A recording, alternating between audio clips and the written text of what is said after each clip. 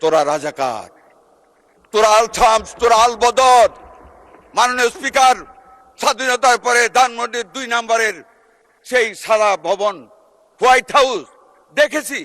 হল থেকে একটি নান রুটি নিয়ে যেতাম আমরা, ছাত্রদের দল একটি হাত বাড়িয়ে দিত সেই দর্শিতা বোনেরা। যেই মেয়েটির হাত সেই বয়সে হওয়ার কথা ছিল গোলগাল, সেই মেয়েদের হাত ছিল দুর্গন্ধে ভর্তি, চামড়া ছিল উস্কো খুস্কো। তারা দর্শিতা। কারো বুকে ছিল 8 মাসের সন্তান, কেউ ছিল অন্তঃসত্ত্বা, জীর্ণ শীর্ণ চেহারা। আজকে যদি আমাদেরকে বেশি খোঁচানো হয়, মাননীয় স্পিকার, সেই ইতিহাস আমরা ভুলে যাইনি। আমরা মুক্তিযোদ্ধা, দেশটাকে স্বাধীন করেছি।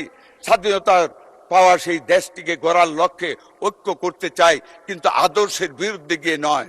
আমাদের সমঝোতা এটা দেশের উন্নয়নের স্বার্থের সমঝোতা, আদর্শের সমঝোতা নয়।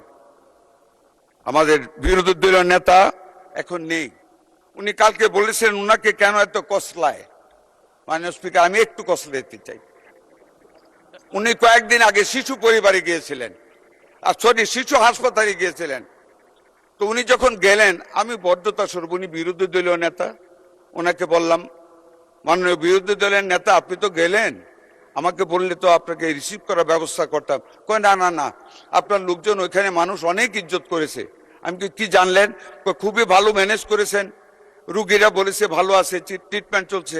আমি বলছি ধন্যবাদ। উনি তো একদিনও এই যে বিএনপি সরকারের নেতৃত্বে আমরা এত কষ্ট করে অতীতের সরকারের সকল